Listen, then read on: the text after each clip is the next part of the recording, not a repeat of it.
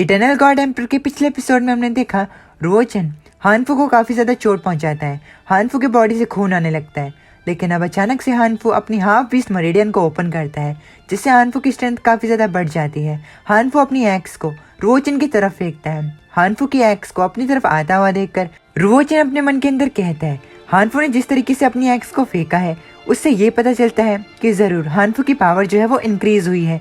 रुओचन अपने आप को प्रोटेक्ट करने के लिए अपनी सेक्रेट बेल स्वॉर्ड टेक्निक को इस्तेमाल करता है, जिससे कि हानफू का हमला ब्लॉक हो जाता है। अब हानफू खुद आकर रुओचन की उस बेल पे हमला करने की कोशिश करता है, लेकिन रुओचन का डिफेंस इतना मजबूत होता है कि हानफू अपनी पहले को स्ट्राइक्स में उस बेल का कुछ नहीं बिगाड़ पाता।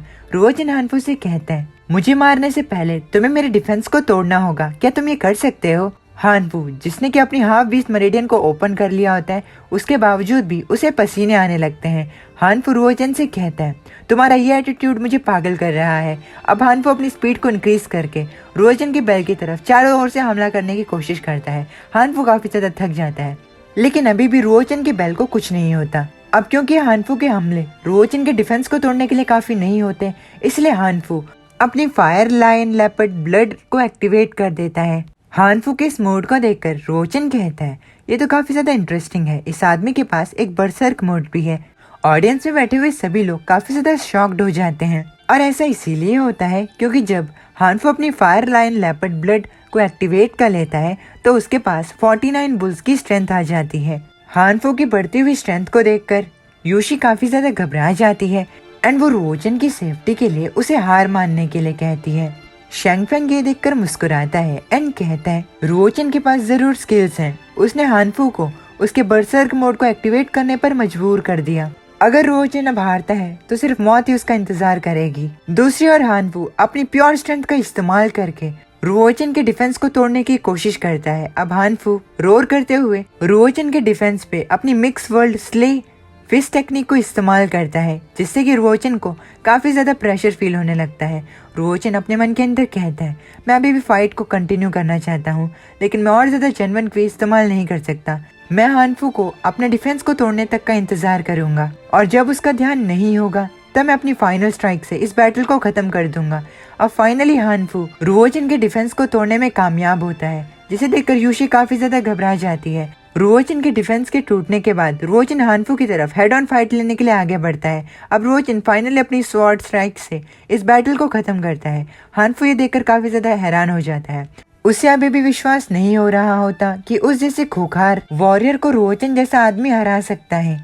हानफू की हार के बाद ऑडियंस में बैठे हुए लोग काफी ज्यादा शॉक्ड हो जाते हैं। वो लोग खुद से क्वेश्चन करने लगते हैं कि क्या रुओचन वही जीनियस है जिसे कि पहले लोग ट्रैश कहा करते थे। अब रुओचन की 10वीं जीत के बाद उसे येलो बोर्ड वॉरियर का एक नेम टैग मिलने वाला था। रुओचन की इस जीत के बाद यूशी एंड शियांगलिंग काफी ज्यादा खुश हो जाते हैं एंड वो एक दूसरे के गले लगने लगते हैं। अब क्योंकि वो दोनों एक दूसरे को ज्यादा पसंद नहीं करते, इसीलिए अनजाने में गले मिलने के बाद वो दोनों एक दूसरे से नजरें भी नहीं मिलाते। दूसरी तरफ शेंगफेंग, जो कि ये देखकर काफी ज्यादा गुस्सा हो जाता है कि उसका स्लेव उस वॉरियर को नहीं मार पाया, जो कि काफी समय तक डिसेबल्ड था। अब शेंगफेंग डिसाइड करता है कि अब क्योंकि रुओचन को कोई नहीं मार पाया तो वो खुद जाकर इस काम को करेगा।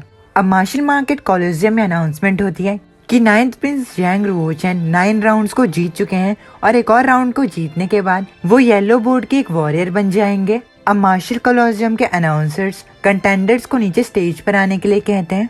कंटेंडर्स को बुलाते ही शेंगफेंग स्टेडियम में आते ही रुओचन से कहता है, मैं भी देखना चाहता हूँ कि 9th प्रिंस कितने ज्यादा स्ट्रॉन्ग है।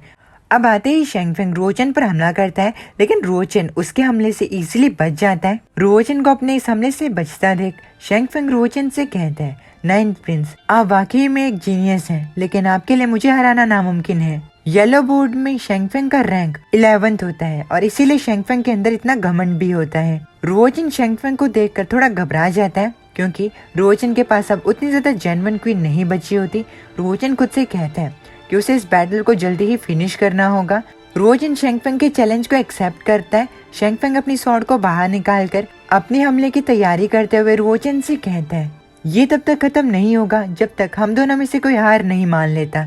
अब शेंगफेंग अपनी स्पीड का इस्तेमाल करते हुए रुओचन की तरफ आता है। रुओचन शेंगफेंग को अपने इतने ज्यादा करीब देखकर काफी ज्यादा हैरान हो जाता है।